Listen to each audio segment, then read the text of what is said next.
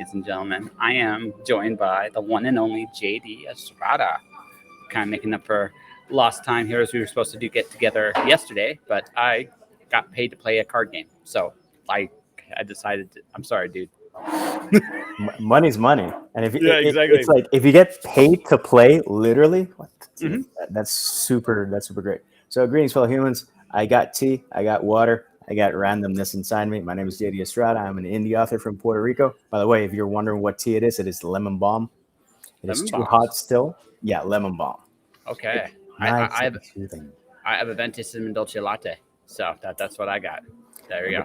But that's I Starbucks coffee. It's like, okay, what excuse can I get to put some calorie loaded deliciousness? It is tasty, but it's not real coffee.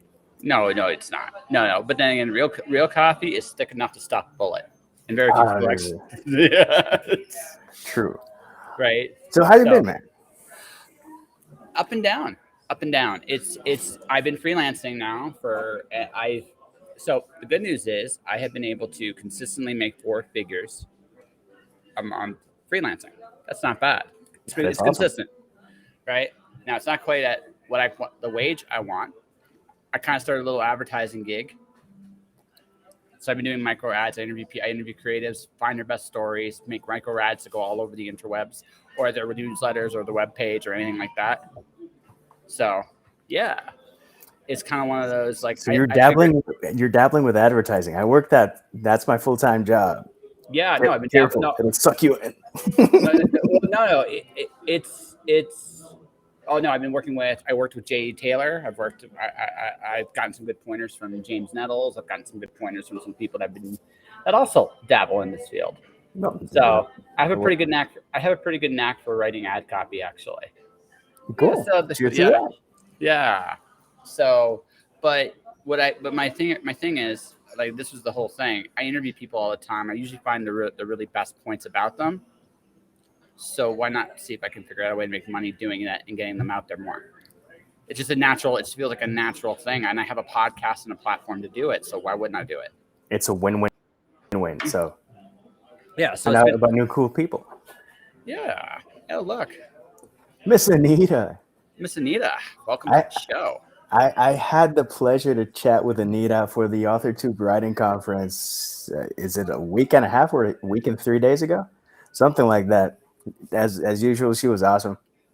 We had an interesting conversation about maintaining your voice across genres. Yes. Okay. Well, that's it's finding your best you. Like it's finding your best you. Yeah, That's really what that comes down to. Um, the whole deal is when you're looking at a genre, when looking at it, it's the trappings, it's the expectations the audience has. That's only half of the equation, though. The other half of the equation is you. yeah. Like for Who are example, you? yeah, who are you in this space? Like for Miss Anita here, I'm almost expecting some mass murder somewhere in the story. That's just what I expect, Or at least right? something dark and Yeah, stabby. That is yeah, her. That is her catchphrase. yeah, dark and stabby. Yeah, it's totally Anita. It's totally Anita. But anyways, that's the whole. But that's the secret, really. Like you can really write anything. It's just you have to come from a real place inside you, and you got to figure out what that real place is. I don't know if I could do like a romance novel, right? I don't know if I could do that. All right, it's just because it's for me personally. It's not because I don't have the experience of a lot of experience in relationships. I don't know if I could do it authentically, right? Hmm. I look at something like Alana Andrews or something like that and go, I don't think I can do that right now, right? Because I don't have the context for that, right? Well, but So maybe you have the yearning. maybe, and listen, if you see a JP Daniels like alias somewhere, and you're like, oh, I know that, I know that guy. For in terms of genre, eventually, I want to try to write in as many genres as possible.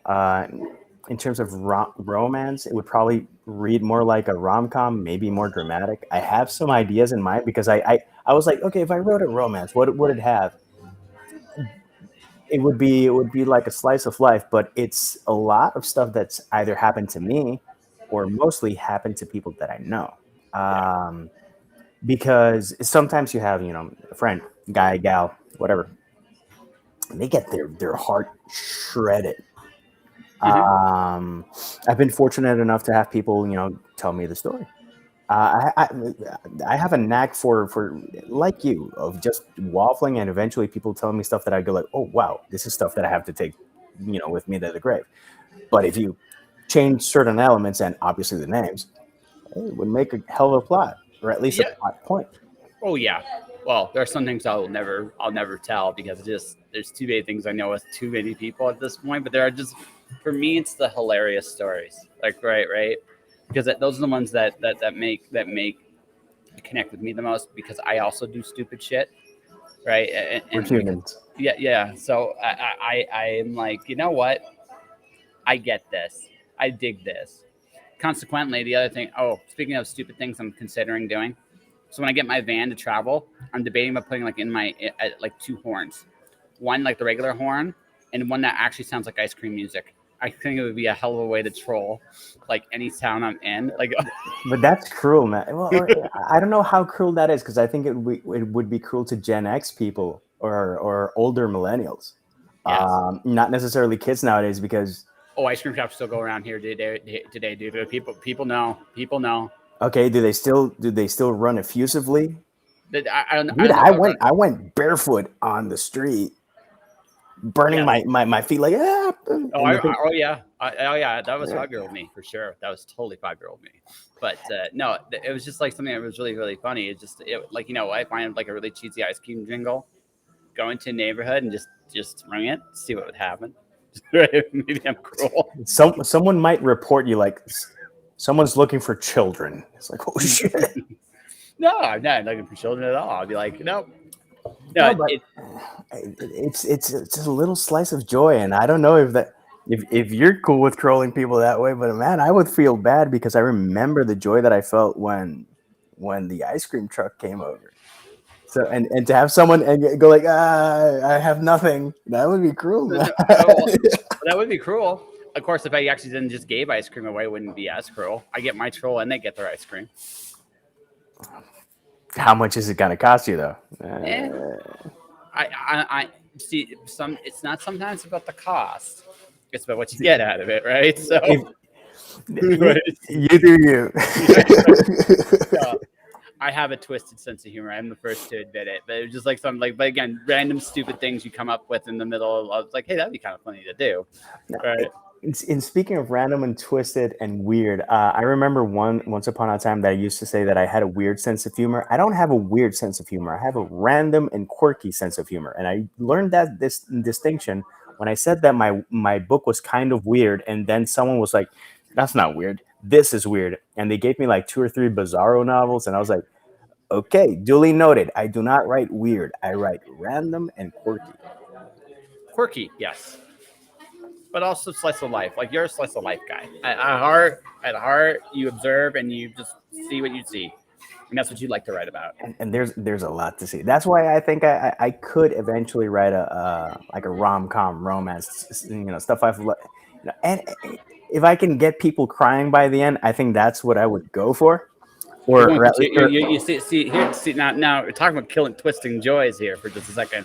Rom coms are supposed to be somewhat cheesy, like that. yeah. That's the whole Hallmark stick, right? That's the whole Hallmark. Well, no, the thing is that Hallmark is a formula that gets to a point that's like, dude, surprise me. It's like, no, the guy meets girl. It's cis guy meets cis girl, and it's like everything's like super by the book, and then eventually it's like, but he's inclusive because he has a black friend or a gay friend, and it's like, let's stop with affirmative action casting. Well, like I said, Hallmark has a little niche. They serve that niche. That's all. And That's what they do. That's what they do, and they right? serve it well. That if there's an audience that is happy, Yeah, consistently happy, think about it, because if you think about most fandoms, that's one of the most satisfied fandoms out there. yeah. Oh, totally. So you No. can bash it all you want, but they know what they're doing. Well, they know what they're doing, and really, who cares? Like you can bash them. They don't care. They're counting their money at the end of the night. They don't care. They don't. They really. It's like they look at it like this.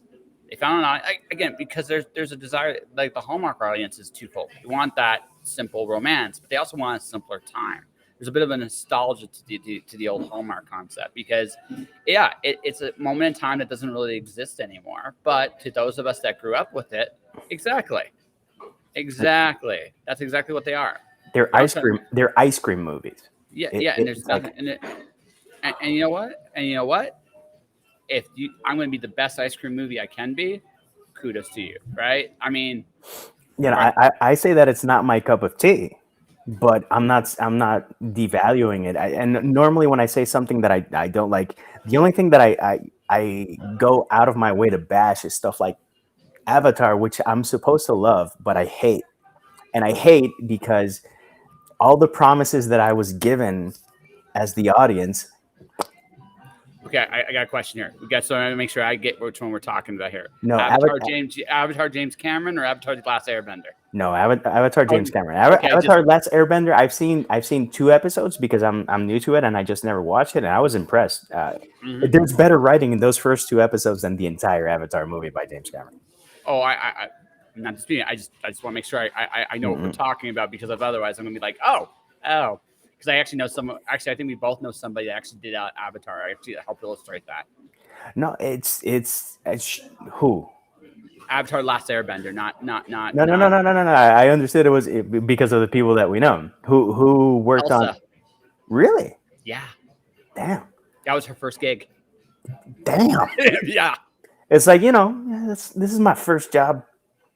No, Dropping the mic. it was, that was one of the most amazing things about interviewing her was, and also like I'm actually genuinely stunned at this. She's a fan of me.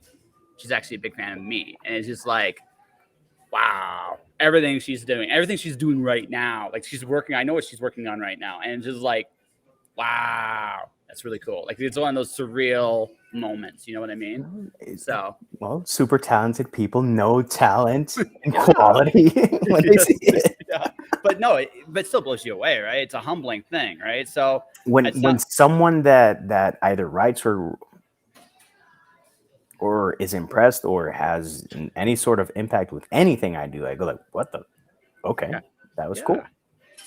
You're good, man. I got your poetry book last year and I read it. So it was really, really good. And I enjoyed it. And I'm going to get more of your work. I haven't decided what I'm going to get next. I'm going to get a novel of yours next, I think. I want to read something longer of yours. So Long is only human, and it's long. no. Hey, listen. I've seen you brief. I want to see you ramble. See which one it is. There's a lot of rambling. And that was almost a decade ago. And people have asked me, "Oh, would you ever re-release it and edit it and something?" And I'm like, "No, that book is me, warts and all. That's you want to see me learning how to write a novel? It's that novel." And Yeah. I reread it and I was like, "Man, not bad." Sure, I switched verb tenses and stuff like that. And I got called out on it on Goodreads in a DNF review. That someone, these people who are really catty when they do reviews, when they don't like something, they're really catty. So you know what? So I figured out my answer to those people. So I said, thanks for the money, and give them a grin, and Well, then move on. That's I it. don't, I don't know if I got money from that because the road to hell is paved with good intentions. And 2020, Yep. Neil Gaiman eventually put American Gods for free on NetGalley, I think it was. Yep. And the thing is that the website went tits up and it just crashed. And I'm a big fan of Neil, the guy, the creator, and I like the guy. I like how he conducts himself. The drama with Amanda Palmer, I leave that to whatever. I wish him, Amanda, and Ash all the best, and the rest of the gaming family. It's just people that I go like, humans. And I was like, man, it's a bummer that this happened. I'm gonna put for the first time ever. I'm gonna put my novel for free, and he retweeted it, and then I got like 800 or 900 downloads, which is this is not stuff that happens. So Yes. out of that, I don't know if people thought that I was trying to piggyback on him or whatever. I did it. Honestly, it was like in March or April when things were no one Crazy. knew what the hell was going to happen. And I was like, anything I can do to try to have a positive impact. Here you go. So out of that, I've gotten a lot of 1 and 2 stars. I haven't gotten anyone saying anything explicitly of me piggybacking or anything. That's me speculating. But a lot of people haven't been fans. But people who actually enjoyed American Gods said, "Dude, your book is kind of like American Gods, but just less dense and more accessible. And you're not into Nordic stuff," which is true. I think Nordic mythology is interesting, but it's not something that I'm hungry to write about. I get my Nordic. But ironically, I get my Nordic fantasy fix playing games like Final Fantasy. There's a lot of Nordic mythology in those video games. But no, dude. First off, I gotta say, so I'm gonna pay you a compliment here. I don't think you piggybacked off him at all. I just think, dude, people like you. No, I mean, legitimately, people like you. Like, when my sister follows you now because of Yeah. one of our conversations. Her posts are hilarious. By I the way. don't know, no. I get a huge kick out of what Oh she no, does. yes, no. I get. Did you see what she did with me today? Did you see what she did? What she sent without me? No. So she has. So we have a little like. So I'm going to tell a sister story out. My sister, dirty sister story here. She is a sore loser. She is a sore loser. But so she when we play cards, she will. You almost always destroy me in crit. But I will almost always destroy her in Rummy. Now, here's what happens when I destroy her in Rummy. The scoreboard mysteriously gets ripped up, disappeared, thrown away. So she posted it like she gets me from time to time, right? She does get me. So one of the posts right there is just like, and it's an old one. It's like from like 10 years ago. You can see us doing comments to each other throughout. It's a hilarious thing. It's like, because she's kicking my ass. Like she's legitimately kicking my ass, and I'm not even like defending it. I just said to her, "I'm being merciful to you," and you can just see the reaction. There's a nice little story there, right? But she'll do that stuff to me all the time. She'll come out there and hell, last time she was on here doing a drink and draw, she drew with her left hand while I was drawing with my right hand. She still did better than I did. Like that's like she is. Yeah, she is, right? But yeah, so that's like, but she does hilarious. She does hilarious, sometimes very insightful posts, right? She's no, and she digs you. Like she digs you. She saw you, like you're awesome, and yeah, right, and that's why she follows you, right? She thought you were pretty cool. And I know a lot of people that when they see you, think you're pretty freaking cool. You do in terms of like your skill, like the skill, the personality. Dude, honest to God, man, you don't have any real holes in your game. You're a likable dude that's very talented, and people catch on that. And it's not that you're peer everybody. It's just like this is a good thing. Let people share this into this good thing. Oh, yeah, I try to get it to more people, but I'm apparently a hard sell. No, you're not hard. I don't think you're a hard sell. I think this is what my honest opinion. I think you have other priorities, and because of those other priorities, I felt if you gave the attention you gave to some of your other priorities with your writing for a year, you'd really be somewhere. I'm talking about promotion, not in terms of the writing or the craft or the stuff you do, right? In terms of the promotion, you're not crazy about it, and I get why, because what do you do all day? You promote shit all the fucking time. You just get tired of it, right? It's the ego trip of wanting to be either wanting to be good enough that people notice because you're good enough, or writing enough books and publishing enough books that it's just overpopulating. It's like in every genre you're going to see my goddamn name, and you eventually going to go like, yeah. But if you actually went and took a serious time to dude, your posts are hilarious. I enjoy your posts a lot. I don't see enough of them, to be honest with you, because I'm caught in my own little fucking world, right? No, you're a good dude that people really like. And honestly, if you focus that for like a little bit more, a lot more people would try your stuff out. I mean, I'm being very honest about that. Right? I'm trying to be more consistent.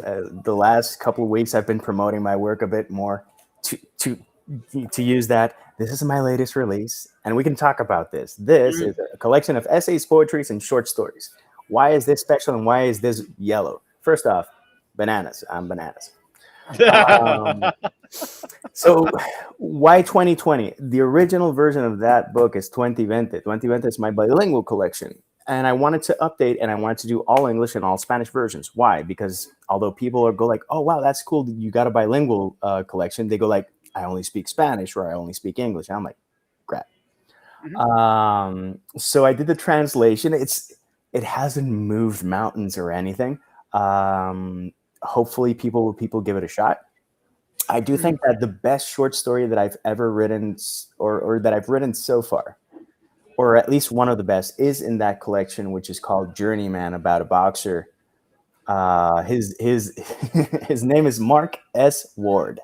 Mhm. Um, Mark S. from Juan Manuel Marquez, Ward from Mickey Ward, and he is Mark S. Thunder Ward from Arturo Thunder Gotti, which are like my three favorite boxers. I'm not going to say that Mickey Ward and Arturo Gotti were the best boxers in the game. I'm going to say that they were my favorite just because they were highly entertaining and they were people that it's easy to like those two guys. And in terms of Marquez, I'm Puerto Rican, so I'm supposed to say that my favorite boxer is Tito Trinidad, Miguel Cotto, Wilfredo Gomez, or Wilfredo Benitez. By the way, all Hall of Fame boxers, all great. They have their accolades. Out of those, I think I would go with Wilfredo Gomez because his name was Bazooka, his nickname. In a fight, his shoes were slipping all over the place, and he couldn't stand on the ring.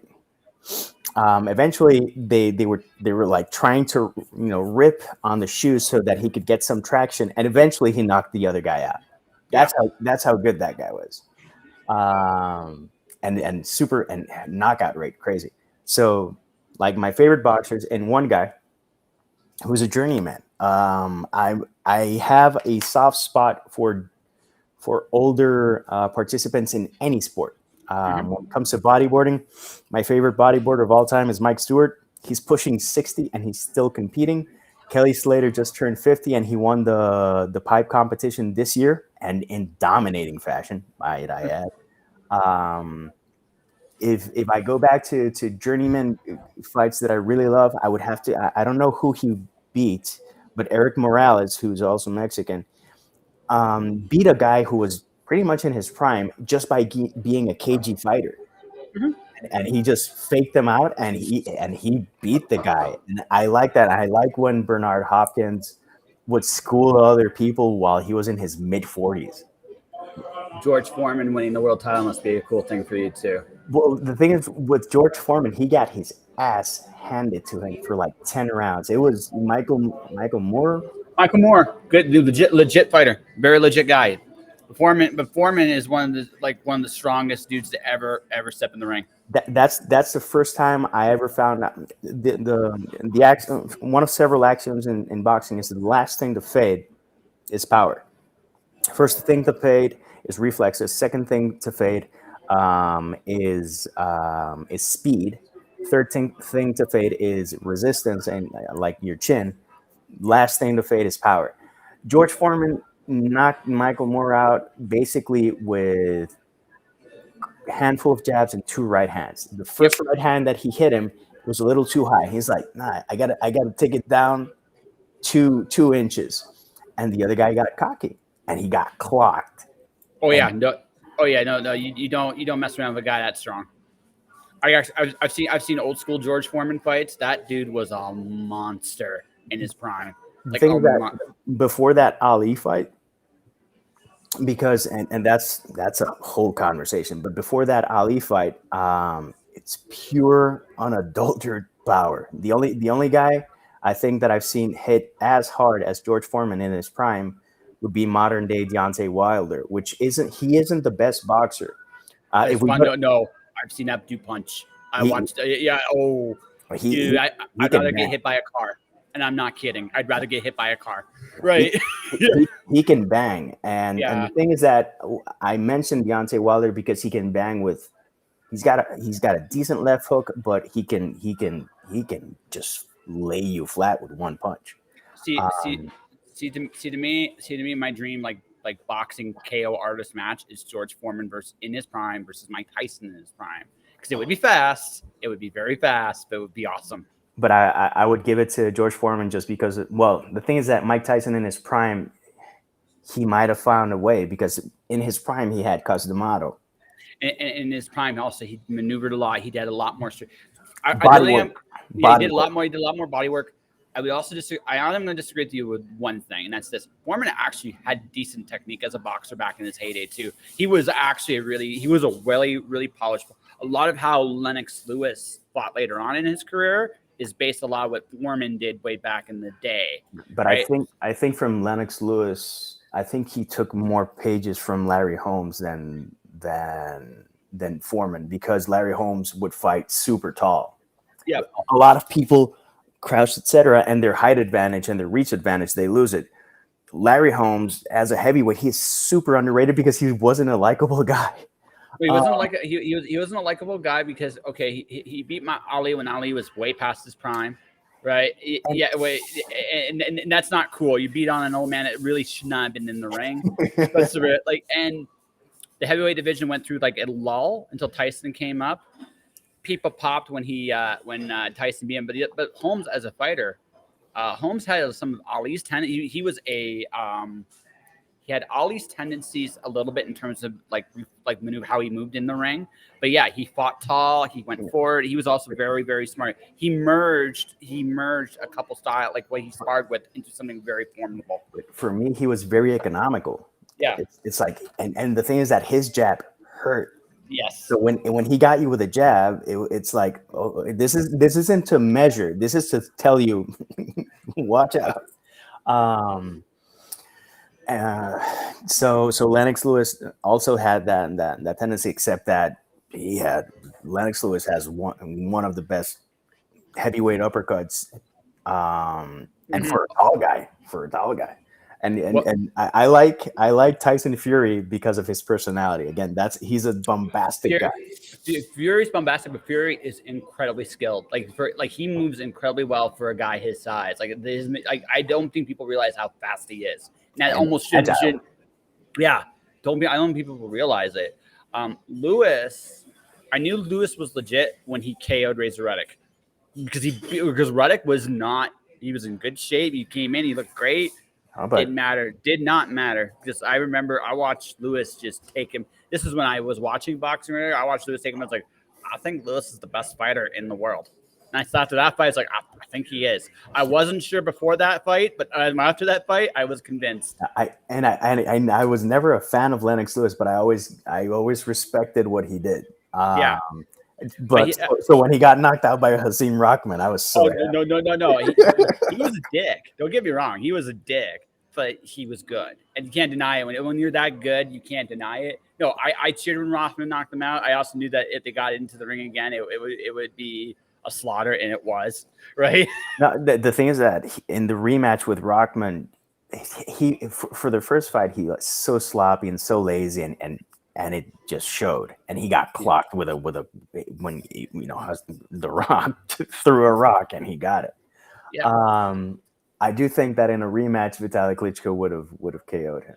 Yep. Or if they let that fight go one more round with the state of his eye, I think Vitaly would have gone psycho, which I never saw in the ring. In terms of heavyweight fighters, I love Vitaly Klitschko. Vladimir Vitaly, when he. I was bored. I was bored. I was bored with the Klitschko brothers when they were running on top. I mean, they were good, but there was nobody to fight them. Now the heavyweight division is actually interesting again. It's actually interesting again. I think it's kudos to boxing to finally get back to that point. But no, because boxing is at its best when there's a good heavyweight division. That's. It's like wrestling. If you have good matches and you take the best people and they fight each other at their prime and not past their prime, good stuff happens. Going back to Bernie, man. We're looking at you. no, but Manny was awesome in his prime. His prime, he was amazing. He's one of my favorite fighters in his prime. But Manny fought in terms of resume. Oh yeah.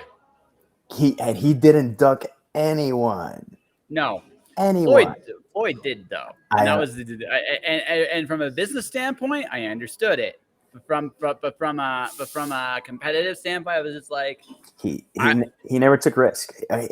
How can I minimize risk? The only yeah time I thought that he took a risk and it was a calculated risk was his fight against Canelo, which was in the last 20 years one of the few fights that I actually enjoyed from Floyd. yeah. If not the only one. I think I enjoyed that one and the one with Sab Judah just because of the circus that fight was. Um, but again, I think he left money on the table there, though. In all honesty, because if he had fought Pacquiao in his prime, there was a chance he would have lost, but that was a trilogy.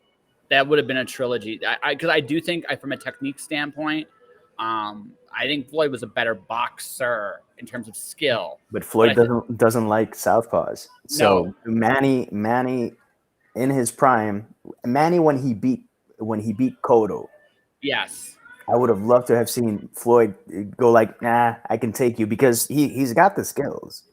He just didn't have the will to put it all on the yeah, line. but Plus, he sucker punched way too many people for my taste. well, Floyd's off the, especially out of the ring antics are not cool at all. Like they're not, but but no, in the ring, He sucker punched Gotti and he sucker punched Victor Ortiz, and Victor Ortiz is a dick, and he was headbutting.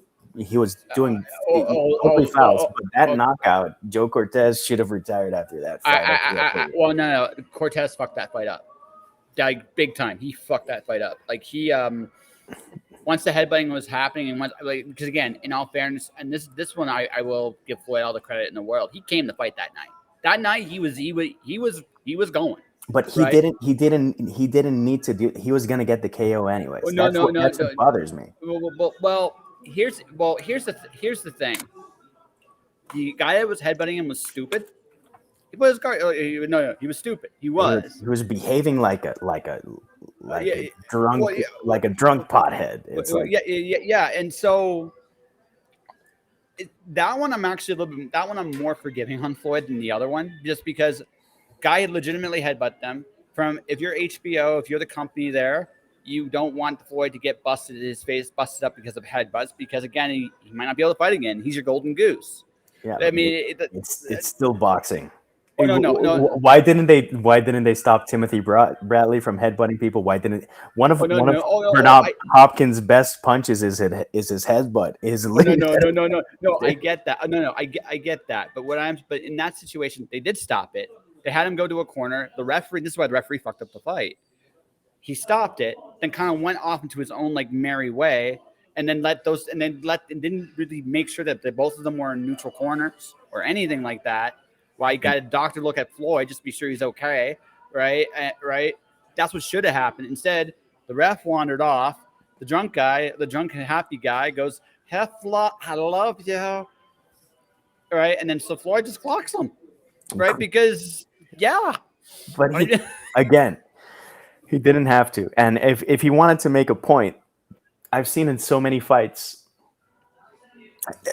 Part of me likes carnage. I've seen fighters not knock someone out and say, nah, you're not. I'm not done with you. Get up. No. I've seen tortures. Oh man, back in there are fighters that excelled at torturing. One of my all-time favorite fighters, like the guy I compare Floyd to Floyd in his prime, Sugar Ray Leonard. Leonard, I think, was better, in my opinion. But in their prime, yeah, Leonard was better, and Roy Jones Jr. was better.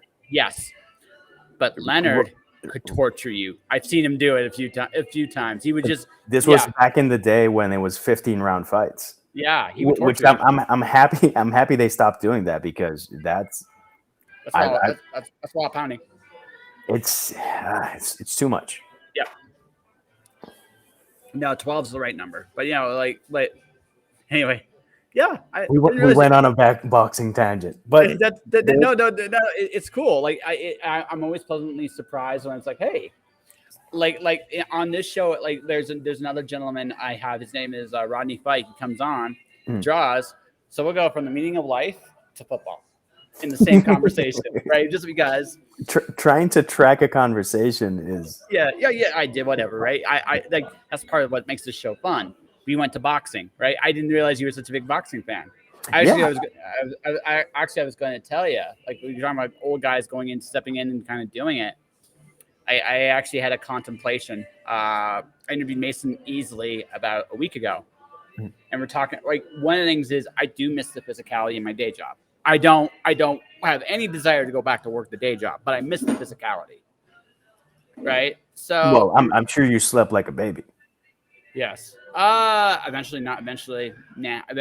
I have a gear in me, man. I can go for a very long time if I really have to. At this point, I just have that gear. I used to do this podcast. I'd work, do the podcast. I do my own stuff. I do what I could. Now now it's like I don't miss the physical. I don't miss going to work and throwing things all day long anymore. I don't miss that, but I do miss the physicality. I like there's an honesty in that work. So what I'm contemplating actually doing is I'm actually thinking about doing some MMA. Hey, go for it. Yeah, In get my terms of ass kicked for about 2 years. Yeah, go for it, be careful. oh yeah. Don't be proud and know when to tap. Oh no. See. Arms, legs, they don't break so easy. Guillotine chokes, you can fight a little bit there. You just go to sleep most of the time, right? Right. Arms, legs, no. You got me. You got. I'm not. Now, I've seen. I also watch MMA, and there's a guy, they call him the leg hunter, or the leg execution, or something like that. If he's had, I don't know how many fights he's had. If he's had 15 wins, 10 are either a knee bar or a toe hold or something like that. The way, if you get into that hold, the way to get out of it is to roll. If you can. If you So can. if you can, Yeah. so Yeah. in a fight, I saw that the guy got the whole, and it's like, I'm gonna go for your leg, and everyone knows that he's gonna go for the leg, so you know it's coming, and still it's like, damn, I'm in this hole. So the guy turns, flips, hits the cage, and it's like, you see the other guy go like, he gives him like a beat, and then the guy doesn't tap and doesn't do anything. You see when he readjusts the hold, and it's like, and he gives him another beat. There's like a full second and a half, 2, maybe even 3 seconds before he cranks it. The guy doesn't tap, and he's like, say bye to your ACL. Blam, and the guy go. It's one of the most violent tappings I've ever seen in an MMA fight. Like, ah, but the guy was like, I got you. I got you. You're not gonna tap? Okay. You're gonna limp. Well, okay. I get it because he was rolling. He ran out of room to roll. Exactly. Right, and he probably got frustrated at that because because I can get out. Like there was probably in his head, it's like I can get out of this, right? But the cage is stopping me, and he's probably right now. That's when pride kicks in. See, this is what I expect to happen to me when I get into MMA. They're gonna put me. They're gonna put me with someone on the opposite sex. She's going to own my ass for like 2 years. Like just kick the crap out of me, right? And see, and I am a humble enough man to acknowledge that I will take it and enjoy it and have no choice because she is that good. And that's just the way it is.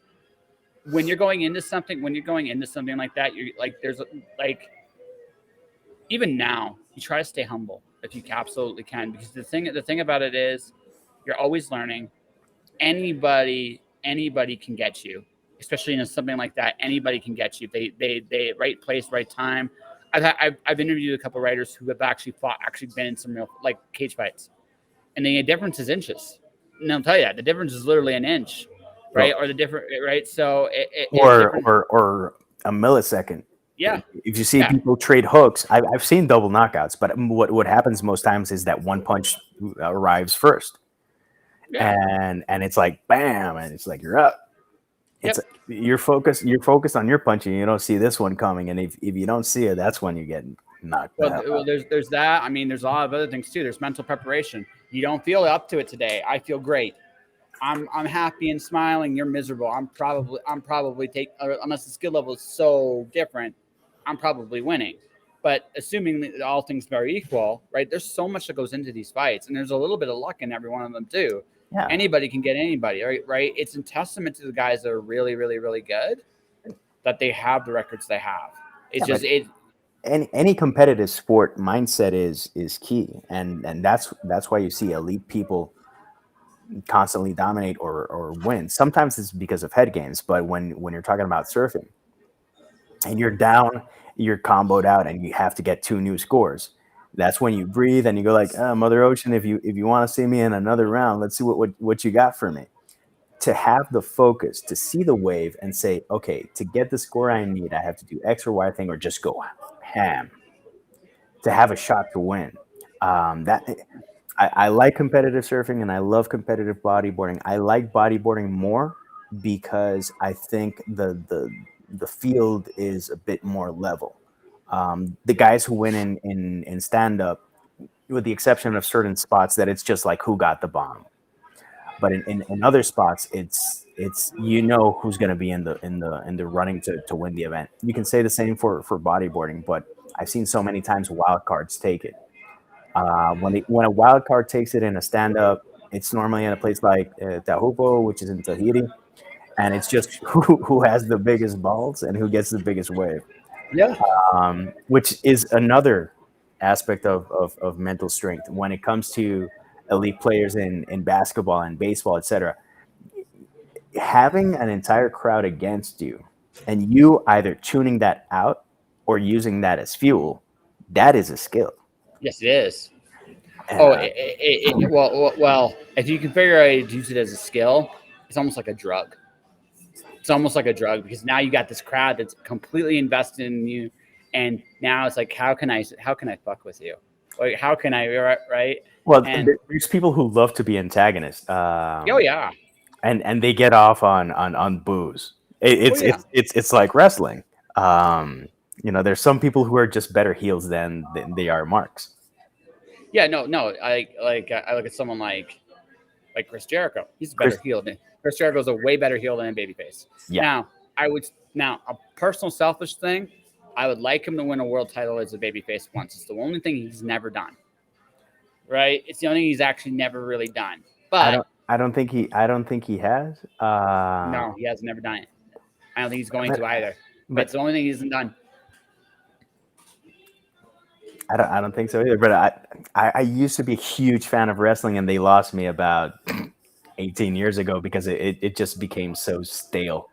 Yes. And they took something that I loved and they just killed it with Ah. monotony and predictability and Triple H. I'm not a fan of Triple H.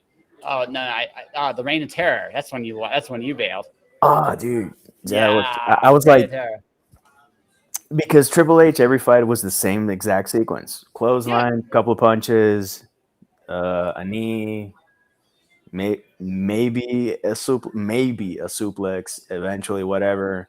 Then he would do a variation of a suplex, and then he would get the pedigree or hit the guy with a sledgehammer. I watch AEW, and so it's kind of fun. It's like an old school WCW ECWS style promo with some modern sensibilities. It's fun. Well, ECW was nuts in its heyday. The thing is that look at the people who were really popular in ECW in its heyday. It was the Dudley brothers.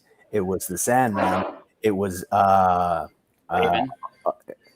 Raven. I think I liked Raven the most in WCW. I didn't see him in ECW though. Oh, he was way better in ECW. Oh Really? my god. Oh my gosh. Yeah. No, So, no, so every time he hopped, he got worse. That's a shame. That guy has talent. He has no, more no, no, talent no, than no. Gabe. He's talented, but he's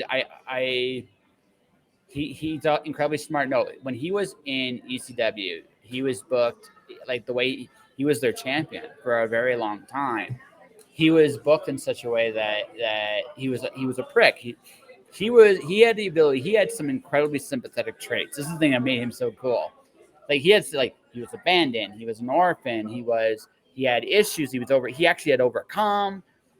And this is normally this would make him a naturally likable character, but he was such a whiny bitch about it that you just eventually were like, I just can't stand you. But the best thing he ever did, if you want to see something really like his absolute best, his range, when Terry Funk won the title in ECW, him and Really? Ravens Pro. Oh yeah. Go watch.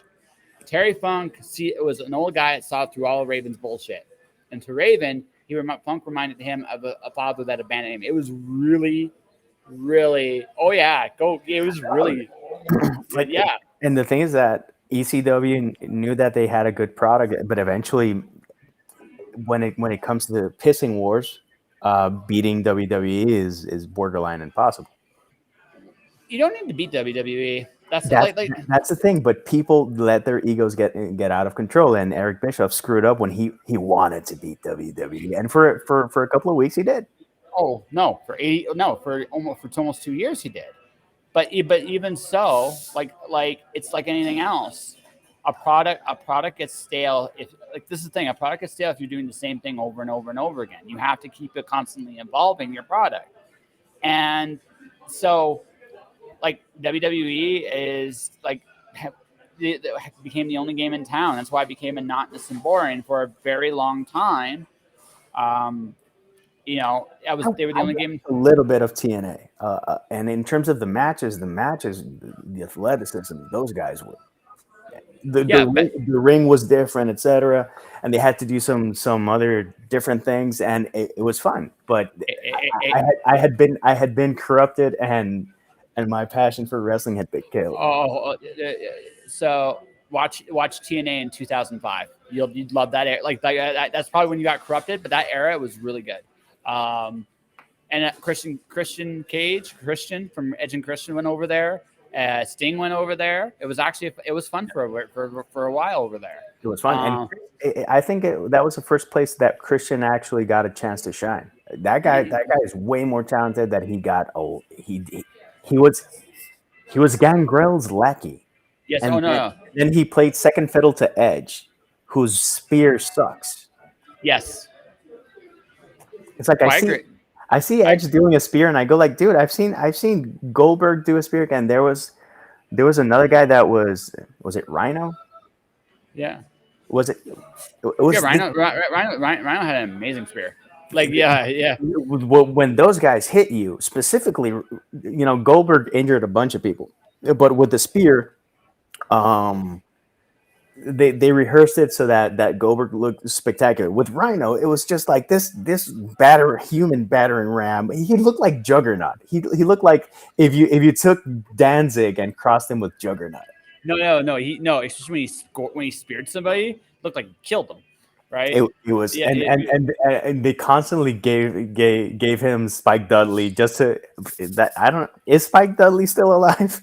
I yeah. He's don't, still alive. I don't know if he's wrestling, but he's still alive, is he right? So functional? yes, yes, Because he is. Jesus, some of the worst bumps that I've ever seen is that guy. Yeah. Oh no, like looking back on that era, no, like actually Roman Reigns today does a really good spear too, but good. The football players do great spears, right? Because Goldberg was a football player, Roman Reigns was a football player. It's like No, yeah, but they do great spears. no, Brock Edge, didn't have a great spear. Brock never did one. Exactly, but he did play football. Yeah, well, but wasn't his character. But wasn't his character. His character was more of a prima donna. I'm sure Well, he could. I'm sure he could have done a good spear if he had wanted to. the thing is that, okay, do you want a spear, or do you want to see a 275-pound guy that looks like a cobra because of his, trapezium, whatever, these muscles, the cobra muscles, do a shooting star flip off the? Oh, you mean Brock Lesnar? Oh yeah. No, Brock. No, well, Brock's just this scary, scary human being. Again, no one should move like that. No one that big should move like that, No, and right? and he had a really good stint in MMA. Oh yeah, he had legit credentials. Like even if he had never gone to WWE, they would have taken him. Like his numbers are ridiculous. Like he runs an Olympic. He's an Olympic level sprinter. I mean, he's in his 40s now, so he may not be. Oh yeah, his combine numbers in football are insane. Like they're freaking insane. All right, he is a super athlete with a heck of a wrestling background. Yeah, MMA would have taken him no matter what. He was good enough when he got there. He was Right? good, but eventually, I think people figured him out, and he got hit and he got hurt, it's like, okay, this is fun until it starts to hurt. Uh, Kane worked him. Kane Velasquez was his kryptonite. Like Kane was the one that really figured him out. And I mean, he had diverticulitis, which definitely played a role in how long his career was there too. But yeah, no, Kane killed him. I watched that match. It's like he's like I've never seen. Like it started off, Lesnar comes on strong. It looks like he's got Kane kind of rocking back. The Kane guy settles in. Kane settles in. picked him Next thing off. you know, he just takes him out. It's just in the same round. It's just like, whoa, what the heck just happened here? It went from Again, but when you go to elite fighters, it's UFC and MMA nowadays versus what it was in its initial days. It was crazy. It was like Kumite but with meth. oh Because no no oh yeah you had a guy who one of my favorite knockouts is one guy because everything was permitted except eye gouging. That's the only thing that was not permitted in the Ultimate Fighter. How about groin? How about the groin? There's a knockout that if you want the sensation of wanting to throw up, because a guy has him in, I don't know if it's an armbar or guillotine choke. The guy, he has one arm free. That's the only thing he has free. He can't move, and he has the groin, and he gives him like 6 wallops, like squared. That you just go like, oh Lord, just horrendous.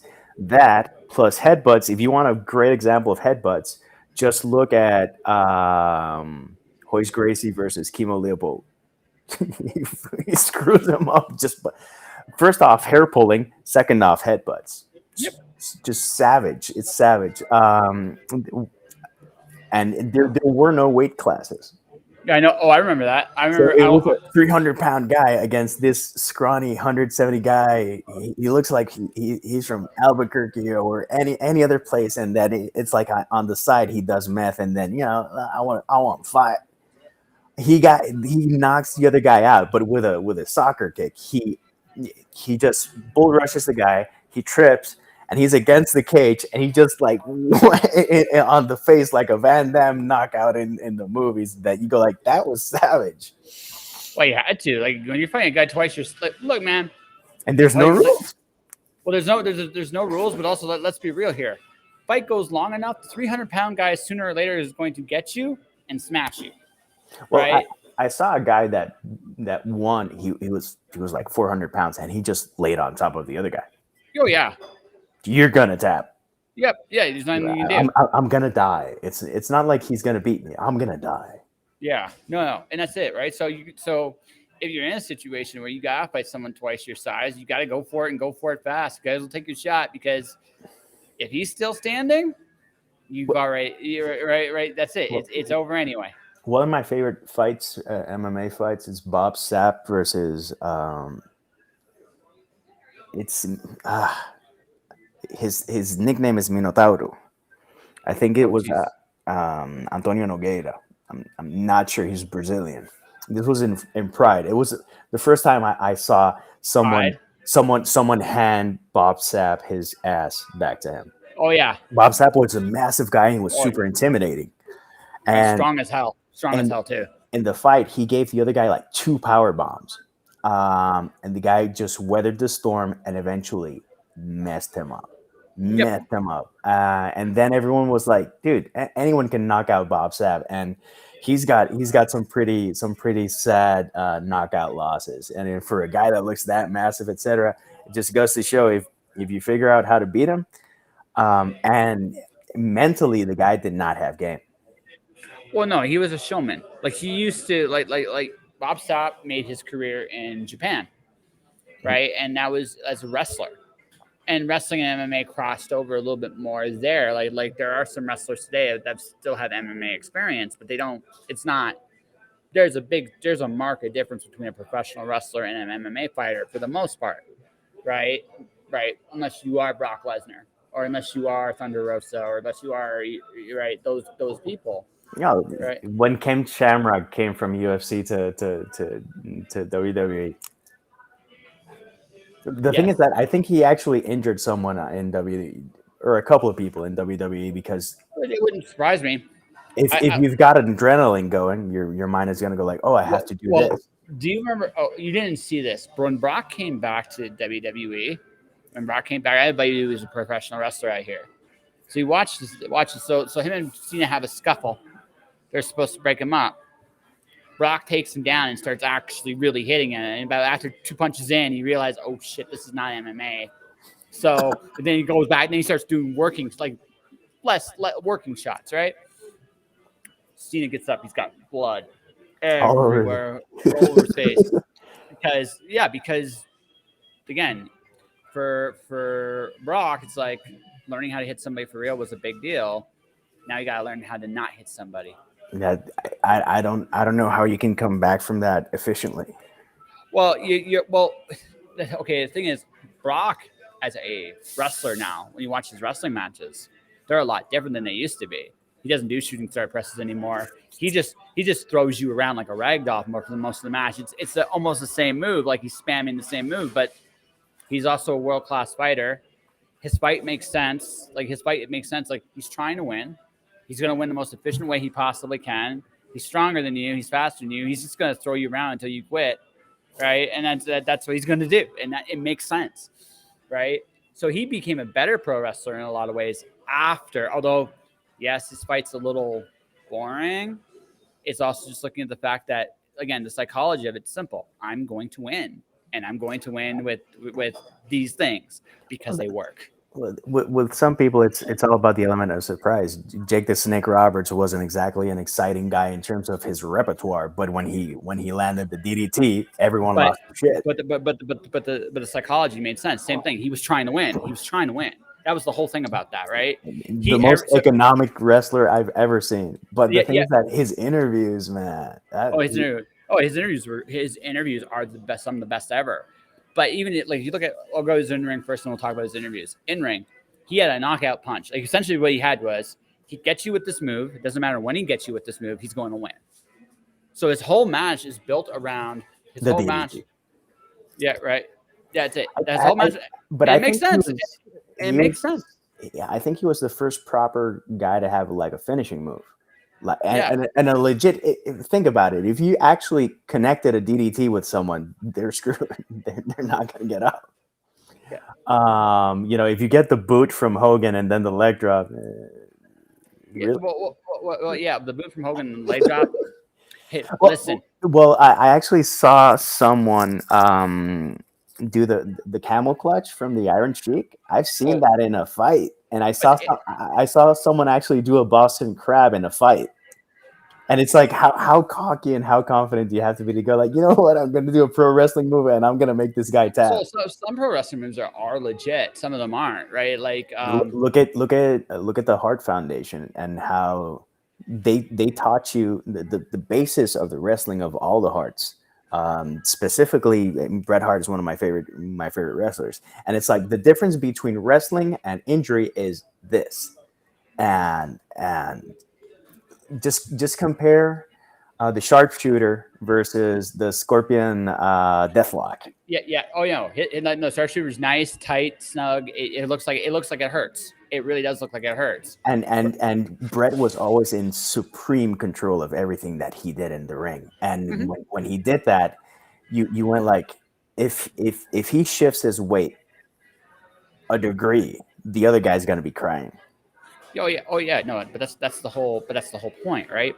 If you look at if like you gotta make it be believable, and that's like I said, Jake Snake DDT, knockout punch. Everything he did was built around that DDT. Whatever he did, however he got there, he was going to DDT you, knock you out, beat you. Bret Hart, sharpshooter. He was going to work a body part. He was going to soften you up somehow, some way, and then he was going to put you in the sharpshooter and make you tap. That was Bret Hart. That was Bret Hart. The best wrestlers try to win, right? They're Mm. not right. The best ones try to win, and I mean, say what you will about the leg drop. Consider the amount of money. I wouldn't kick out from the leg drop either for that much money. It's like, oh, you're gonna stay down. Yes, I am. Well, for, Yes. for the money, yes, but in terms of believability, Oh, I've actually leg dropped somebody. If you actually do it, it does hurt. I mean, you hit the right spot. It does hurt, but it's not. Yeah, I'm not knocking you out with it, right? Right. if the sweet chin music, if you honestly didn't pull that kick, and you actually got someone with that type of kick in the face, they're gonna go down. They're probably gonna you might not knock them out, but they're definitely going down. Yeah. Depends on where you catch. Well, it depends on where you catch them. You catch them in the right spot, they'll go down. They'll get right back up pissed, or they're going to be out, depending on where you hit them. Yeah, but if you hit him with the heel as it's supposed to be, because if you If you slap him with your foot, you're just gonna make him Well, angry. they don't even slap him with the foot. They slap him with you hit the sound No, effect. he always slapped his thigh. Yeah, You figured out how stuff sounded. I love the rock bottom, but would that knock me out? might knock It the wind out of you. Might knock the wind out of you. might knock the wind out of you, but would it knock you out? I don't know. The people's elbow.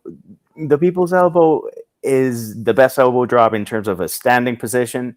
And if you actually got someone in the heart, you could kill them.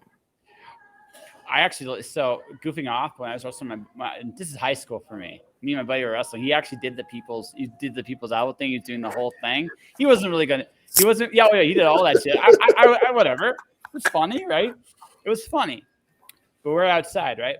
So he comes back to drop the elbow. Now he was gonna drop the elbow at like half. Big guy. He was twice my size. He's gonna only drop like a half thing. He slips on the mud and comes all the way down. I literally bounced off the ground. I bounced. Oh no, because I took his whole weight because he lost his footing, right? So, that's legit. Well, an elbow drop, Macho Man's elbow drop. He was a big dude, and the thing is that on more than one occasion he actually connected that. Yeah, no. Sometimes he knocked you out. That's a knockout move. That move will knock you out. I mean, the whole setup for it is ridiculous, but but then again, like I said, if we're going to talk about real, a front face lock wins most fights, even against really good people. Mm-hmm. So, and it's basically the precursor to a noogie. Yeah, exactly. But it wins almost every fight because you control the head, you control the whole body. But would you go and pay and watch a night of front face locks? No. No, but a power bomb. I've seen MMA fights finish on a power bomb. Oh no, power bomb. I think it's actually illegal now because a lot of people are getting hurt. Oh no, it's a very simple but devastating move. It's a simple. It's I pick banging you up and I drop you. It's banging the back of your head against the floor. Back of your head, your spine. It jolts your whole body. It's nasty stuff, right? I can't believe we had an hour of an athletic conversation. I can't believe that. But you never know what you're gonna get with us. Yeah. No, like what the thing I like about pro wrestling, the thing I really love about pro wrestling is the storytelling. When it's done well, it's fantastic, and I really enjoyed it. And they screwed it up for me, and I've grown as a human and not hold grudges, but I just can't get invested again. Well, I've tried. It's not. But again, you're not the same guy anymore, right? I've never fully. I don't watch WWE anymore. I watch AEW, but if AEW wasn't there, I wouldn't be watching WWE. I would be just doing other things because again, the product got stale. So I'm enjoying AEW. I'm not really enjoying because it's simple. I don't want necessarily a complicated product. I just want something that's simple, entertaining, and it's a good alternative. Because the main program, meh. At this point for me, right? So that's where I'm at. But that's me. Like again, we all change, we all grow. For me personally, I love the basic good and evil concept of pro wrestling. Two guys are trying to win. One guy usually is trying to cheat. Yeah, right? It's very basic. It's a very basic story, right? It's a very basic story. It comes down to how good the referee is. If the referee is smart, and how much time the performers are given to really show their stuff. Okay, but I recently posted a video on YouTube talking about originality. And in terms of wrestling, there needs to be that element of surprise. And you need to not be sure how it's going to end. So I'm going to make a recommend. I'll give you a recommendation. Someone to look up. Orange Cassidy. Okay. Watch any of his matches. Any of them. Okay? If you're going to go with his AEW stuff, go with the match he had at Forbidden Door, which is a very pay-per-view event. He had a match against somebody from Japan. That's Will Ospreay. Look that match up, or look up any of his matches on the independent scene. Any of them. Okay. I promise you, you're going to look at me and go, you're either going to tell me, Josh, this is the stupidest thing I've ever seen, or Josh, this is the smartest thing I've seen. So I'm going to recommend 2 matches from his AEW days. Him versus Pac. PAC. Watch that match. That match starts off as a comedy match, but I promise you, you get at the end of that, you will Is be Pac invested. Tupac? No, X Pac? no, no, No, no. another guy. I remember Another guy. X Pac No. at one point he was fun. Pac's actually his full name is the Bastard Pac, right? That's his actual name. That's his name. But Pac, just look at Pac versus Orange Cassidy. Look up Orange Cassidy versus Will Ospreay if you want to see like his best, like his good matches, not his main event matches. And look up anything on the independent scene and see if you get anything. I promise you, he'll be one of the most different things you've ever seen.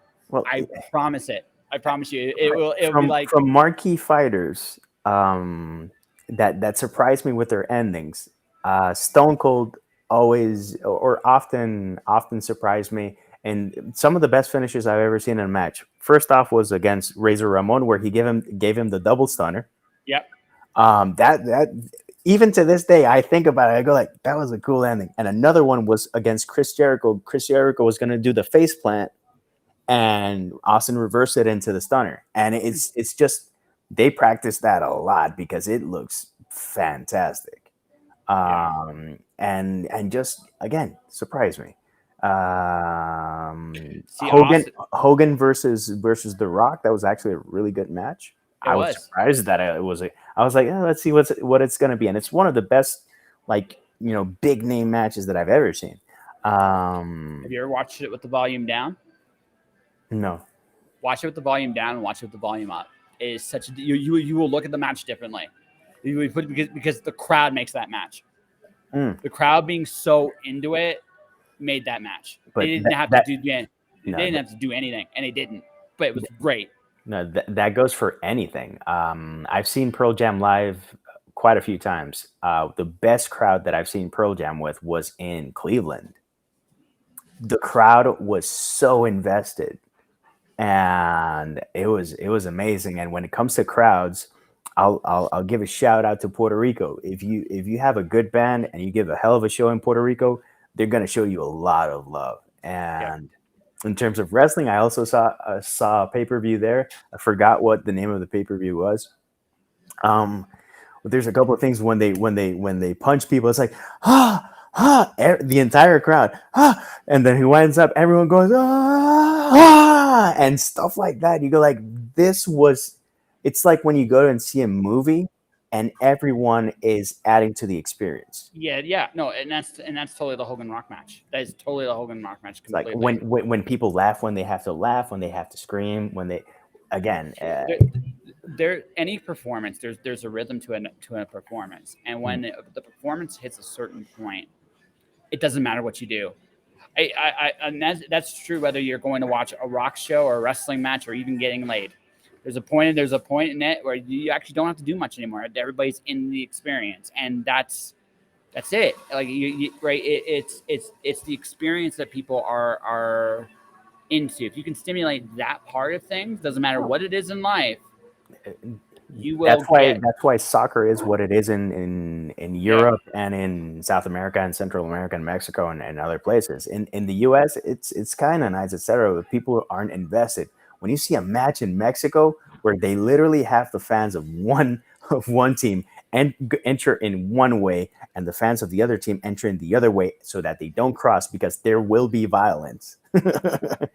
I remember a friend of mine.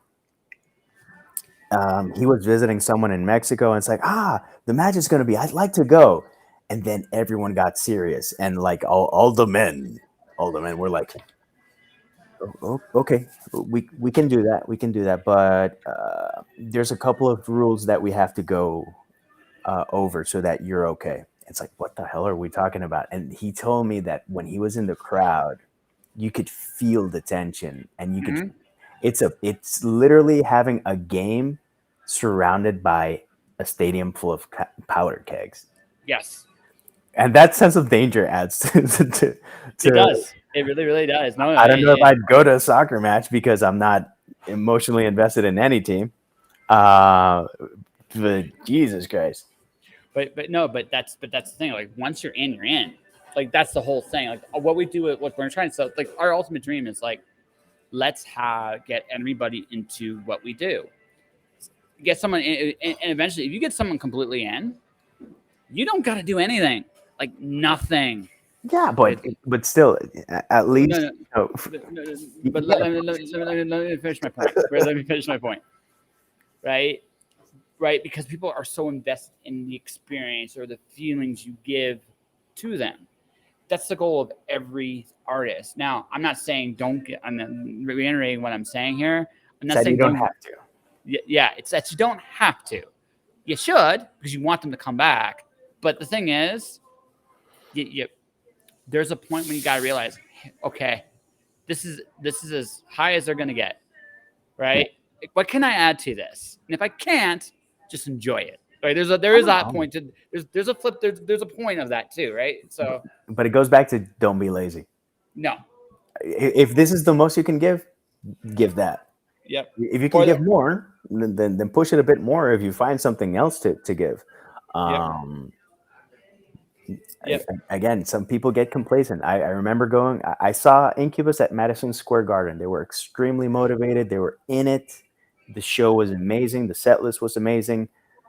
It was one hell of a show. I saw them in Puerto Rico, and after that, I'm like, am I ever gonna see you guys again? Because they went in to cash a check, and that pissed me off. It's like, oh, we didn't get a full house, so we're not gonna give our 100%. It's like, what? no. Actually, it should be the other way. When you have a smaller crowd, you actually have to give more. Pearl, Because Pearl Jam has had shows with like 250, 300 people, even when they were like supremely popular. If you see the documentary Imagine and Cornice, they played shows in like a little basketball, court, okay, and they went all in. Then again, they're fans of Fugazi, who Fugazi insisted even in their heyday to not charge more than what, 10, 15 bucks for a ticket, and yep. they would play literally in a playground. It's like we're gonna play here. It's like we're gonna take DIY to the next level. Um, those are the type of people that I will always support. Sure, Tool charges a lot for their concerts, but I think that the product that they put out is unique. They always bring their A game. They never half at never. I have never heard someone say, "Man, that Tool concert was kind of lame." Everyone's always like, "What the hell did I just see?" That's I pretty have much. not seen Tool live, so I had to, so it's one of those. It's on my list of bands to go see live. But no, the thing is, you care and you're passionate, and you realize what you're doing is. I'm not gonna say a privilege exactly. You work your ass off to get to whatever stage you get to, but you gotta work hard to stay there too. Like one of the things I've learned doing this show, right, is it's a constant grind, and that everything good that comes out of it, you still have to grind. I think the hardest lesson I've learned as a freelancer is when I do have clients, when I do have work, right, is okay. I still gotta go out and do all the things I did even in this process. That's a hard lesson. Sometimes you don't have the time you want to do it all the right way because you're trying to balance, sleep, a life, and other shit. But at the same time, you realize like, okay, this is what got me here. This is Yeah. what's going to keep me here. Now things change. Your moment in the sun comes and goes, and it doesn't mean. I mean, even like Pearl Jam up, and I think I think Vader is no longer with us. I'm not sure about that. No, everyone in the band is alive. Okay, cool. So if they still perform, I'm not going to perform in the biggest audience. Again, that's not what they are right anymore. But they're still a big act. You know you're going to get your money's worth. You're still There's going to draw new fans in. Alice Cooper's the same way. Yeah, Yeah, but it's different. I haven't. I'm not a huge. I like some Alice Cooper tracks, but I can't say that he's but when always you pushing himself creatively and as an artist. Pearl Jam, the last album, the album prior to that one, Lightning Bolt, is a good album, but it feels like it packs a little bit of punch for X or Y reason. And there's some great tracks on that album. Gigaton, Jesus Christ. They were like, we have something to prove. We're in our mid 50s and can still rock. And it's like, holy crap. And everyone is like, we want to shine and we want to show these poor little kids that are complaining about playing a half hour and a half show. this is how it's done, and they would go out and play 2.5 hour concerts in their 50s. Oh yeah. Oh no. It's like Rush. I saw them in the second to last tour. I think it was Snakes and Arrows tour, and Jesus Christ, it's like every show they have something to prove, and I love that. I love when no one goes to cash a check. They're like, we're here. This isn't a job. We're gonna show why people know that we're special. We're going to confirm any suspicion that they have of why we're special. We're going to confirm it in a way that it's undeniable. I'm going to push back slightly on the Alice thing, just for this reason. Haven't listened, so I don't know. No. I'm not talking about. I wasn't really referring to his music. I was referring to the show. Right? Yeah. No, because he doesn't. Neither Alice Cooper nor Ozzy, but I still think that Ozzy pushes creatively in terms of the music. Well, Kiss. Yeah. I'm not a fan of Kiss, but in terms of putting on a live show, that's a show that you have to see. And again, I'm not a fan. There are some songs that I enjoy, but every time that you went to a Kiss concert, it's going to be an experience. Yeah, exactly. No, but like I said, so some people. So the only thing I would just suggest about this is, right? Some people are great musicians, some people are great performers, and some I think excel at different things better than others. Alice Cooper has always been a showman. Always. And the thing is, he's still that showman. People still go in there. They still go in to watch the thing. He still gets lopped off. His head gets decapitated at the end of everything. School's out. Like, you go to an Alice Cooper show, you know what you got, and he's cool with it. You know. And he's a cool guy, and he. Oh yes. He's a guy you could have a beer or tea with and still have a good time. But in terms of music, I don't know what he. The only thing I know that he's done is the LA Vampires or whatever the band that he had with Johnny Depp, which is like a glorified cover band. But they're having fun. They're doing something that for them is fun, which is also valid. So if you go out and have fun and invite everyone to come join the party, that's also super valid. And hell, let's defend people that they go to cash a check. Some people don't have another means to get income. Hey, Dakota. Hey. Do not know Dakota, but hello. Hello. This is JD. Nice to see you, Dakota. No, I say it like that because I want the reason I say it's like, also I have now 10 rules of success, JD. Here's my 10th rule. When all else fails and you're not sure what to do, pick the path that's the most fun. That's if that's your 10th rule, that's my first rule. That's why promotions don't work for me. No. Always have fun. Well, no. It's the order I learn them, right? Go. It's the order I learned them. Rule 1 was show up. Yeah. Which is just, again, you think it's an obvious one, but it's people. It's amazing how many people don't show up and give themselves a chance.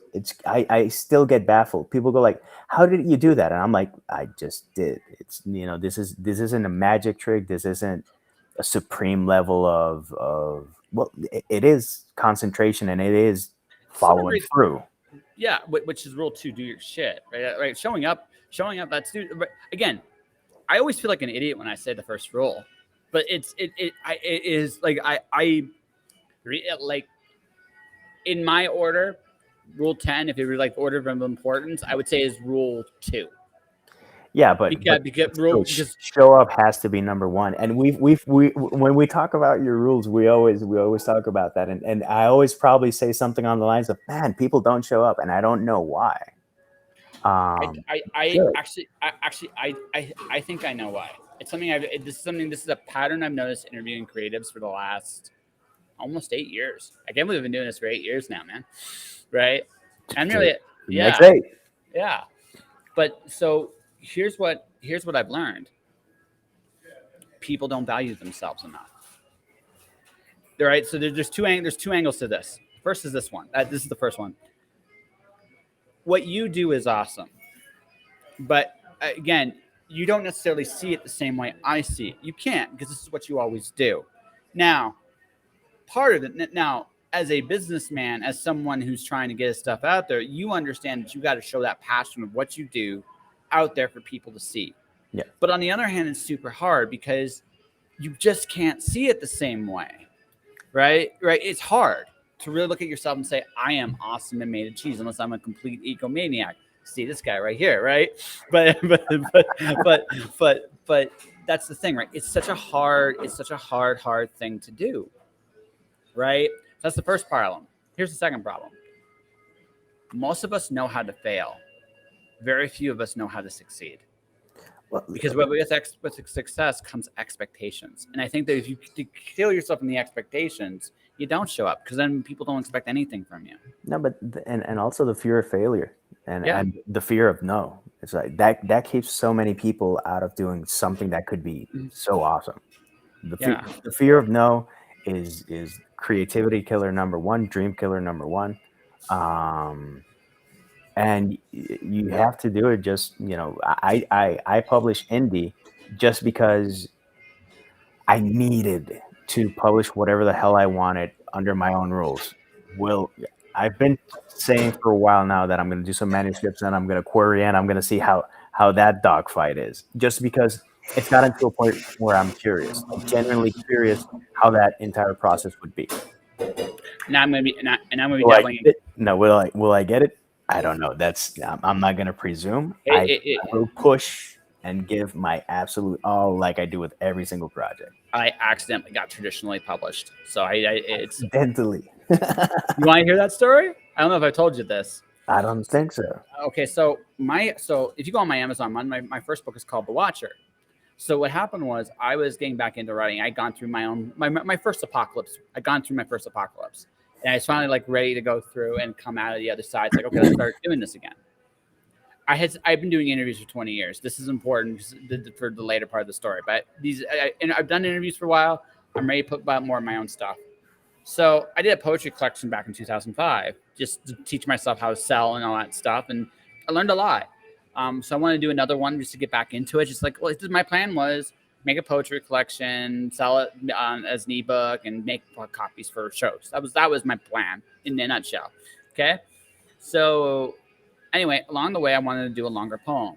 So I came up with this idea of this slave boy in a tower looking out into the horizon while his family in this compound where these dragons rule over this family. And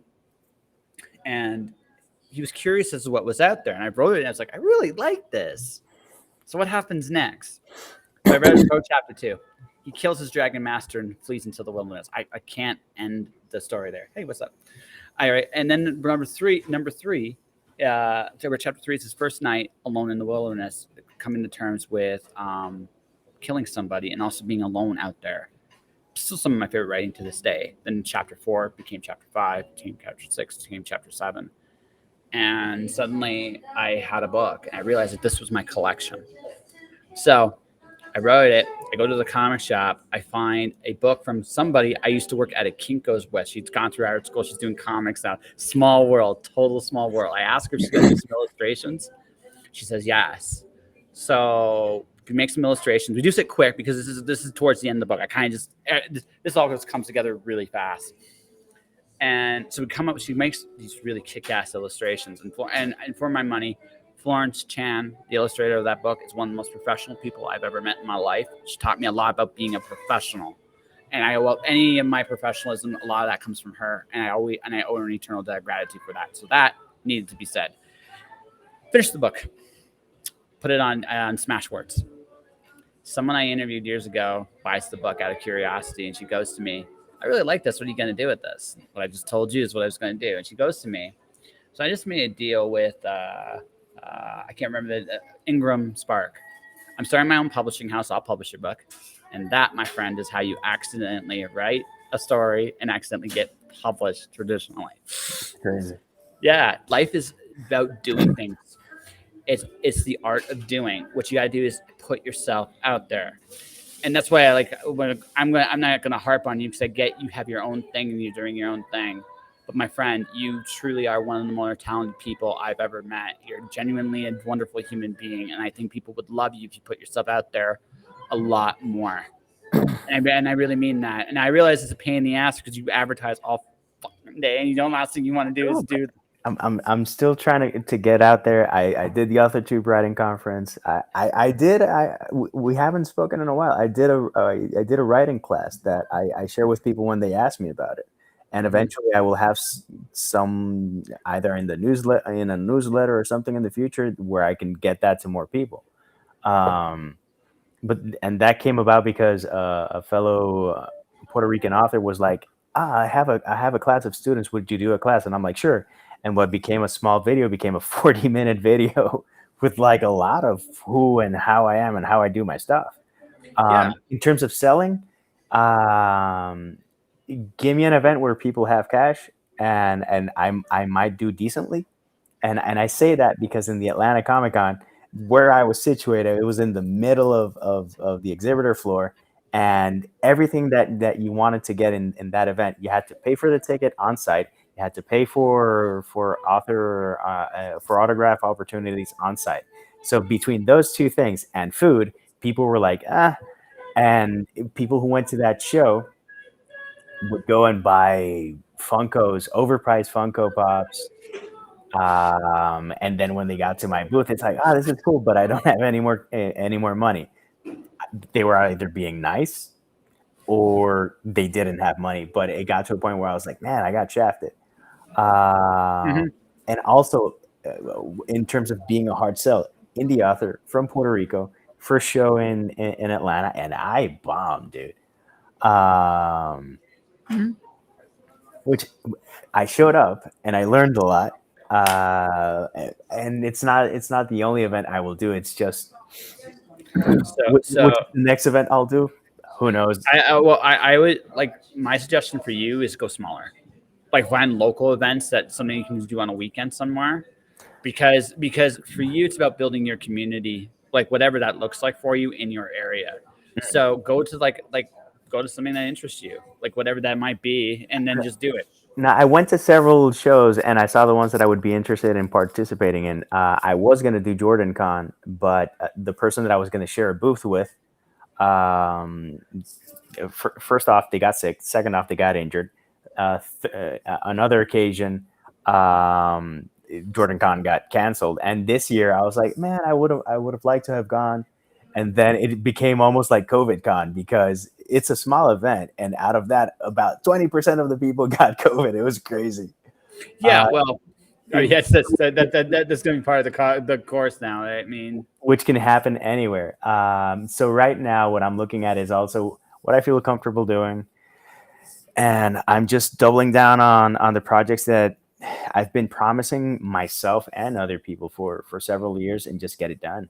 And that includes a lot of Spanish. And I'm curious to see what people say about my work in Spanish and back home and abroad in other Spanish speaking countries because my Spanish is pretty Puerto Rican. there's nothing wrong with a Puerto Rican Spanish style player, my friend. There's not. You'll find your Well, audience. if people don't understand, then that's the issue. But nah, I'm happy with what I've done so far. I'm in the editing process of that collection. When I have a better idea when a date is going to come out, I'm going to start organizing myself and just pushing that a lot more and promoting myself a lot. Yeah, no, so me, I'm drawing my next release right now. Yourself, nice. I don't know if you've seen the evolution of my drawing style over the last 2 years with some of the things I've posted. I've seen. Yeah, I'm almost good. And I'm well, almost. the initial idea that you wanted was to start out a dragon book or something. Yeah, With, yeah. I still got that. I still got that in the back of my. I still got that in the back of my head. you, Actually, I you also wanted have an. the crappy drawings, and then by the end, it is polished. Yes. Well, I ended up doing a homage to Fahrenheit 451 as a graphic. Like so, it's so Twitch. So I get to play in an area I've never done before, which is comics. But I'm using a Twitch stream as the comic model because I think a Twitch stream is a really fun way of doing it. And so I'm going to be doing a couple different and I'm homaging a very very popular game. a certain Ocarina of Time is a very, very Certain. popular. You've never heard of it? No, no, a certain Ocarina of Time. There's Certain only Ocarina. one Ocarina of Time, and there's only one water temple. Jesus Christ. Yes, there is. Although my favorite temple, my favorite, yeah, that temple took me a month to beat the first time. The Nah, first time.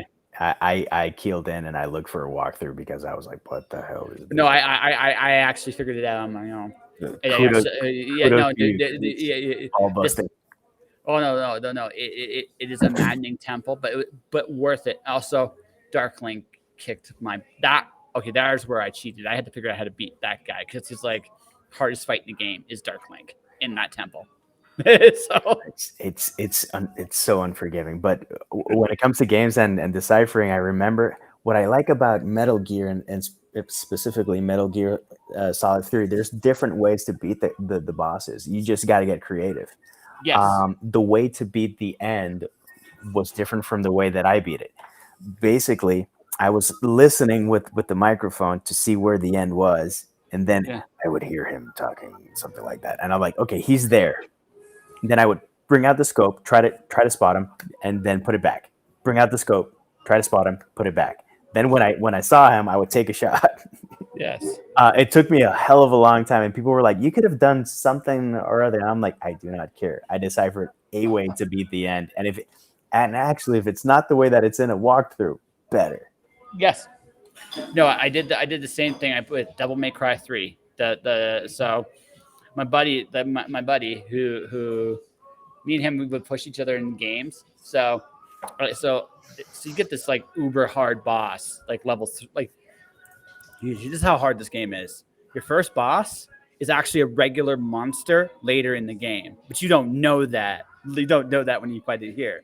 The second boss is one that is uber hard. You don't have the weapons to really deal with them, right? You have to use your head, and you have to be creative and innovative.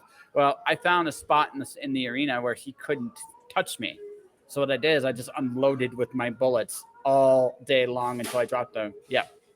So it was one of those. It's one of those things where I was like, yeah, you love discovering your own ways of winning, and just like because it's like it's sweeter. It's sweeter when you do it on your own. When you don't have to look, yeah, it's rewarding. I remember playing Legacy of Kain, Soul Reaver, the first one. Dude, just everything that came across in that game, I was able to decipher by myself, and it wasn't easy and it wasn't obvious because some games you go like you figure out the pattern and you don't have to put in any brain power. In Soul Reaver, man, there's a couple that it's like, okay, you have to do this and then do this and then do this and then you can hit the guy. But it was fun. Yeah, absolutely. That game, if a game deserves a proper remake, it's that one. I'd love to see that game with boosted graphics. I'm 50-50. Like I love like the Final Fantasy VII remake. I'm torn on it. I like it, but I I still love I love the original. haven't played it, but I played Final Fantasy VI. The only upgrade that they gave it were the cutscenes. The cutscenes actually added to it, but the rest of the game is pretty much the same. They actually upgraded it. If you get the Steam version, they have 4 bonus bosses when 1 bonus dungeon in the game. They added some stuff, added some extra stuff to do just for fun. I need to get a Steam controller. Yeah, Xbox 360. If you got an Xbox 360, I only have a Switch. oh, so I want to get myself a Switch. Actually, the Switch is the sixth system I want because it's portable. That's why I want it. It's portable, and I'm a Nintendo fanboy. Well, also my favorite series is coming over to that platform now. I'm a Persona guy. I love Persona games. You're getting so recommendations for you in this order because if you go backwards, you're not going to have as much fun. Persona 4 Golden, and then Persona 5 The Royal. Okay, All right. and 1 through 3, man. Okay, three, if you want to torment yourself. 1 and 2 are okay, but three has the best story of all the Persona games. It's my favorite story of all the Persona games, but it's a hard game. It's a legitimately hard game, and and it's unforgiving in some places. And you have to be. It depends on how much you want to scream in frustration. Now, I still have it in me because I was into the story in the game to do it. You might not be, right? And if you don't. I can handle challenge, but Yeah, So that I've played Super Meat Boy. I've played Celeste. I've played. It's another ball busting game. The things that I tried playing Cuphead, and it's a gorgeous game, but Jesus Christ, it is unforgiving. You have to learn everything to perfection. yeah, no, so Ninja Gaiden Sigma, Devil May Cry 3, like I don't mind hard games. I actually enjoy them because I find sometimes games are a little too giving today in terms of how to beat them. It Yeah, depends on the experience you want to, but like Persona 4 is a really fun system. It's a really fun little story. You'll enjoy it. Persona 5 though is a sickly awesome game, and Switch is getting all of them in October. So what I want is for my birthday is I'm going to get them all for that system, all right? Because that's just and then you're gonna disappear for a while. why disappear. So when I talk to Joe, it's interesting. He actually talks like I'm a lot more focused on my goals now than I was. So that's a big good thing. I'm a freelancer, so I make it or break it on my own now. So I'm a lot more driven. So I mean, I get lost in stuff. Like I finally started streaming the Boreans. Okay, sure. Jotting it down. Yeah, we're jotting it down. Hey,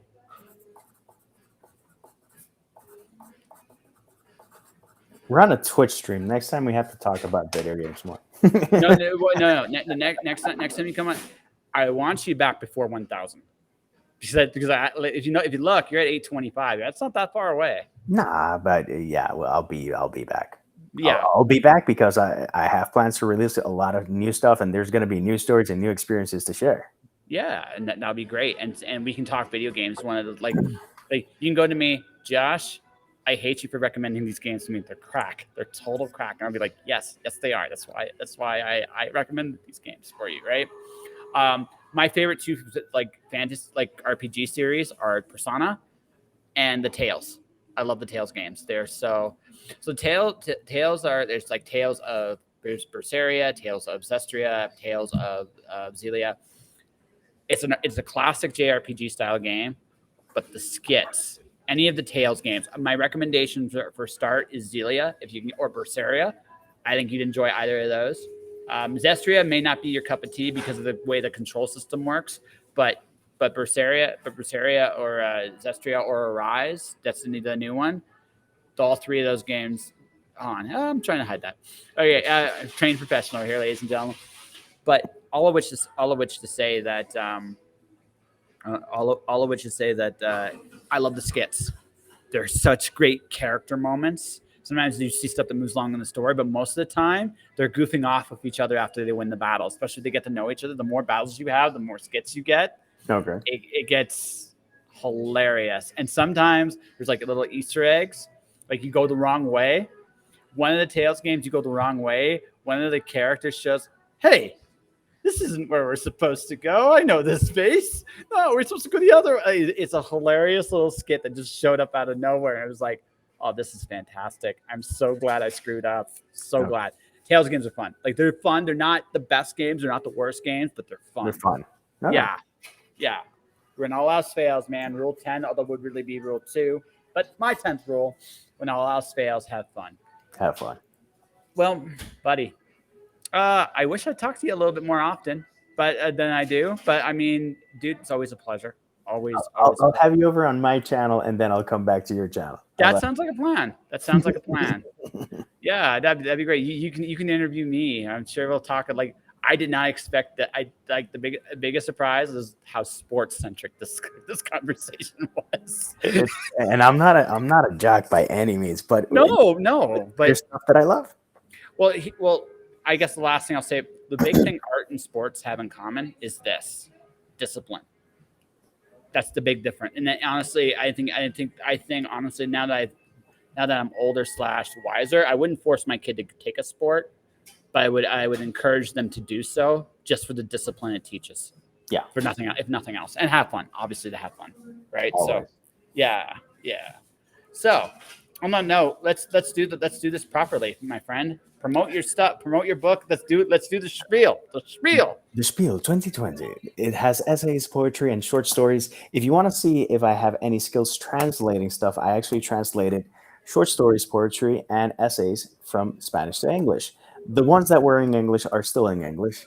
Um, this is me pushing variety in terms of poetry, in terms of essays. The essays range from the situation, social situation in Puerto Rico to the eternal battle of an obsession of humans with the inch when it comes to either measurements or the penis. It's a varied thing. The short stories are sometimes sci-fi, sometimes slices of life. It was a lot of fun to do, and as always, I'm like, "Oh, this is gonna be easy," and then halfway through it, it's like, "This is not easy," but No. it's extremely gratifying. And if you're curious to see what my range is in terms of a writer, I think it's the best way to find out exactly how much I can do and how wide I cast the net. All right. And how can people find you if they want to find you? If you look for JD Estrada Writer, you can check me on Twitter, you can check me on Instagram, you can check me on Facebook, you can check me on YouTube. I am working to be a bit more active on YouTube. On the others, I am active already, so by all means, get in touch. And if you write me, I will reply. He does, folks. Me and him have had some very, very interesting discussions, good and like silly and serious. So, ladies and gentlemen, this is JD Estrada. He is one of the most, how to put this? He's one of the nicest, most sincere dudes I ever have on the show. He's also one of the most talented. Pick any book, not just his most recent one. He has a ton of great books out there. Go check them out. And as for me, because I am the trained professional, hold on here. Thank you so much, Dakota. Yes. So, for everybody, I also do an advertising service for creatives, right? I make micro ads. I make micro ads for creatives to promote their books or themselves. So if you want to be interested in that, go take a look at my webpage right now. You can actually do that. And Miss AF Stewart, Miss Anita, thank you Thank very much. You rock too, by the way. Big And time. for everybody watching, everybody listening, thank you for watching. Thank you for listening. Stay inspired. Keep shining in the dark. And I'll see you guys tomorrow. Rodney Fike is back, folks. It's going to be fun. Take care.